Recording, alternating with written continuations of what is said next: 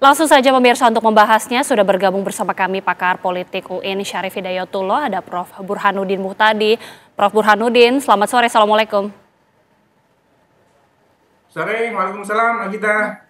Oke, Prof, saya yakin Prof ini juga sudah mengikuti selama sepekan bagaimana massa sudah menyuarakan aspirasinya dan berujung DPR ini akan mencabut tunjangan termasuk juga moratorium kunker ke luar negeri. Apakah ini sudah cukup, Prof, menurut Anda? Bagaimana analisa Anda? Secara sementara cukup lumayan keputusan yang diambil oleh Presiden Prabowo dengan para petinggi parpol, Agita. Ini penting untuk memadamkan kemarahan publik yang muncul beberapa hari terakhir, tetapi menurut saya masih diperlukan satu langkah lebih lanjut, terutama ketidakpuasan dari sisi kondisi ekonomi yang merupakan akar dari kemarahan publik belakangan. Jadi kalau boleh saya ceritakan, kita lihat belakangan ekonomi kita sedang tidak baik-baik saja, daya beli masyarakat melemah, harga beras naik, ya.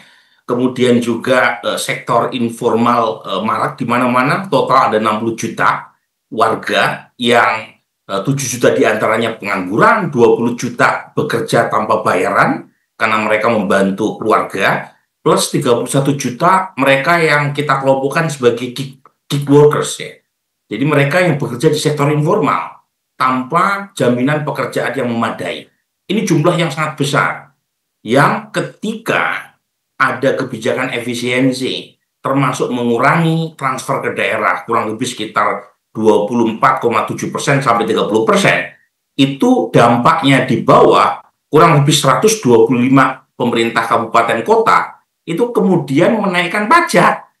Jadi ini yang menjadi akar masalah, meskipun tentu saja kita apresiasi keputusan Presiden dan para petinggi parpol, karena tadi ketika masyarakat sedang tertekan secara ekonomi, tiba-tiba elit DPR itu menaikkan tunjangan secara membabi buta kepada para anggotanya.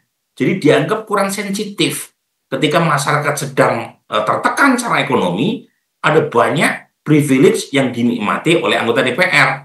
Di saat yang sama, beberapa oknum politisi DPR itu mengumbar ini satu pernyataan yang menurut saya tidak wise, ya, yang kemudian menimbulkan kemarahan publik. Jadi satu sisi ini langkah awal yang positif dari Presiden Prabowo, semoga dilanjutkan dengan mengadres isu-isu yang tadi saya sebut, yang menurut saya akar supaya tidak menjadi bom waktu di kemudian hari. Menantikan itu tentunya, Prof. Tapi berbicara mengenai tadi yang disebutkan akan ada pencabutan tunjangan kemudian juga moratorium kunker. Menurut Prof ini seperti apa atau dalam bentuk seperti apa elit-elit ini akan menunjukkan janji pencabutan tunjangan hingga akhirnya publik ini bisa betul-betul melihat ini secara transparan? Ya, pertama tunjangan-tunjangan kepada anggota DPR terlalu banyak. Jadi kalau kita total gaji pokok plus tunjangan itu jumlahnya ratusan juta per bulan. Dan kalau kita bandingkan dengan pendapatan rata-rata warga negara Indonesia, itu 42 kali lipat, ya, dari rata-rata pendapatan terendah warga. Nah, ini terlalu besar, ya. Kalau kita bandingkan dengan banyak negara di dunia, itu umumnya antara 5 sampai 10 kali lipat gaji yang diperoleh oleh anggota DPR mereka dibanding pendapatan warganya. Kita 42 kali lipat lebih gede. Nah, ini kan masalah nih. Dan saya dengan beberapa kolega sudah menulis, ya, gap inequalities terutama dari sisi kelas, dari sisi pendapatan. Yang ketika masyarakat sedang menghadapi kesulitan ekonomi, tiba-tiba, ya, itu menjadi urusan yang membabi buta karena ada peningkatan tunjangan, mulai dari tunjangan rumah, tunjangan ini itu, termasuk kunker ke luar negeri, ya. Ini yang menurut saya harus segera diwujudkan, dan kemarin kan kebetulan Presiden juga memanggil Ketua DPR, Ketua MPR, ya. Jadi langsung bertemu bagaimana proses pemotongan tunjangannya supaya lebih berkeadilan di mata publik dan jangan flexing, jangan mengeluarkan pernyataan yang tidak sensitif di mata publik di saat-saat ekonomi sulit seperti sekarang, dan moratorium kunker luar negeri, karena terus terang masyarakat nggak melihat keuntungan atau benefit dari kunjungan ke luar negeri, kecuali ya menghambur-hamburkan anggaran. Ini yang diprotes sama warga kan itu kira-kira ya kita ya. Baik. Jadi di saat masyarakat sulit, tiba-tiba elit mereka menampakkan ketidaksensitifan, terutama benefit yang makin kencang di saat ekonomi sedang tidak begitu kondusif. Tadi kita juga menyimak tentunya atau kemarin menyimak ya bagaimana Presiden juga memanggil para pimpinan partai politik termasuk juga akhirnya kemudian partai politik ini menonaktifkan sejumlah kader-kader dari partai di DPR yang dinilai ini juga memicu salah bicara, Prof. Tadi Prof juga sudah mengungkapkan jangan mengeluarkan pernyataan yang sensitif terutama para anggota DPR ini. Sudah tepatkah langkah dari parpol ini menonaktifkan para anggota DPR tersebut? Ya, ini langkah yang tepat. Pertama, kita tahu para pemicu statement-statement itu kan begitu gencar dan tanpa perasaan ya, mengeluarkan pernyataan yang justru malah mengobarkan semacam kemuakan publik. Ya. Jadi saya setuju dengan penonaktifan elit partai yang dianggap menjadi pemicu munculnya gerakan-gerakan dari masyarakat ya. Meskipun tentu saja ada beberapa kritik ya, karena nonaktif tidak dikenal dalam literatur tatib ya di dalam, yang dikenal ya PAW. Tapi lagi-lagi sebagai sebuah gesture dan sinyal dari para ketua umum partai yang melihat beberapa elit partainya dianggap kurang sensitif, menonaktifkan mereka di saat seperti sekarang, itu satu bentuk perwujudan bahwa ketua umum partai itu mendengar kegelisahan publik ya.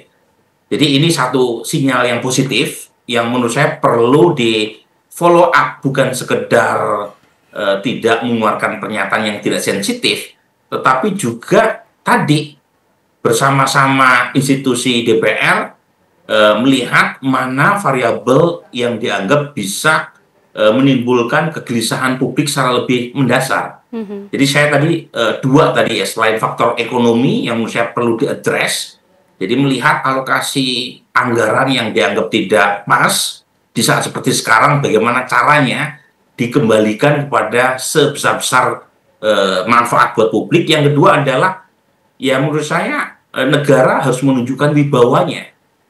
Jadi kemarin dalam beberapa hari terakhir ada banyak kejadian yang menurunkan wibawa negara. Karena ada pembakaran gedung-gedung representasi dari pemerintah, ada penjarahan secara targeted kepada elit partai maupun menteri. Negara tidak boleh kalah ya, oleh para penjara. Jadi tentu saja mereka, para warga boleh untuk menunjukkan semacam ketidakpuasan mereka melalui demonstrasi, tetapi tidak diikuti oleh penjarahan, dan negara harus menunjukkan wibawanya. Meskipun satu catatan saya, tidak boleh dipakai ya sebagai kedok secara otoritarian dalam rangka menegakkan aturan main dan hukum. Ya. Tadi seperti yang dikatakan Prof, negara ini harus menjaga wibawanya. Apa yang kemudian juga harus dilakukan pemerintah supaya menjaga kondusivitas? Apalagi kita mendengar pernyataan dari Presiden yang juga meminta supaya seluruh warga negara untuk percaya pada pemerintahan yang ia pimpin, jangan sampai diadu domba. Bagaimana Prof melihat pernyataan itu? Ya, trust is earned. Jadi trust terhadap pemerintah itu harus ditunjukkan, harus diperoleh dengan kinerja yang bisa diyakini atau dijamin kita.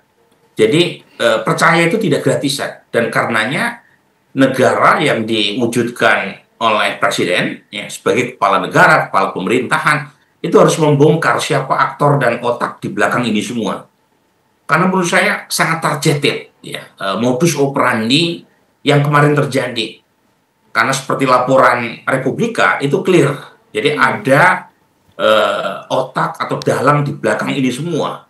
Karena mereka yang membakar gedung DPRD, membakar gedung-gedung pemerintahan maupun kepolisian itu umumnya dari luar, yang dibekali oleh bensin, oleh bahan bakar ya, oleh bom molotov, yang menurut saya mereka menumpang dari kemarahan atau kegelisahan publik. Jadi ada kegelisahan publik itu real, ya. Ada situasi yang membuat masyarakat marah itu suatu hal yang kita bisa pahami, kita bisa mengerti, tetapi ada pihak lain yang menunggangi itu semua. Yang menurut saya Presiden Prabowo harus berada di garda paling depan untuk menegakkan kembali wibawa negara. Caranya menangkap, mengungkap otak atau dalang itu semua. Sembari tidak melupakan akar masalah mengapa muncul demonstrasi-demonstrasi belakangan. Dan akar masalah itu terkait dengan masalah ekonomi. Dan masalah ekonomi itu termasuk salah satunya adalah menata kembali alokasi anggaran yang mungkin efek terhadap pertumbuhan ekonominya tidak terlalu maksimal. Itu sebaiknya direkalkulasi untuk kepentingan sebesar-besar manfaat buat masyarakat. Oke, bagaimana kemudian Prof mungkin melihat menyikapi situasi saat ini? Kita melihat dari aparat ini juga sepertinya memang sudah cukup berjaga-jaga apabila ada eskalasi yang dikhawatirkan akan terjadi. Sekalipun tadi Prof mengatakan banyak kemudian demonstrasi ataupun aksi massa ini memang murni kegelisahan dari masyarakat. Tapi bagaimana melihat langkah yang dilakukan oleh aparat pertahanan kita? Ya, beberapa hari kemarin sempat tergopoh-gopoh. Jadi institusi negara yang direpresentasikan oleh aparat keamanan itu sepertinya tidak siap. Bayangkan ya, kalau kita lihat kasus penggerbekan, penjarahan rumah Ibu Sri Mulyani itu terjadi beberapa gelombang, tetapi tidak ada aparat keamanan yang datang secara memadai untuk menjaga rumah Bu Sri Mulyani. Ini kan lagi-lagi menunjukkan bahwa aparat keamanan sepertinya gagap dalam menyikapi demonstrasi belakangan. Mungkin salah satunya karena tadi beberapa oknum kepolisian juga belum ditindak secara cepat, meskipun sudah dipaksuskan. Tapi harusnya ya itu bisa ditindak lebih cepat, bukan sekedar paksus 20 hari. Tapi lagi-lagi perkembangan 1 hari terakhir sudah menunjukkan hal yang relatif positif, Agita. Ya. Jadi 1 hari terakhir ini mulai terkendali.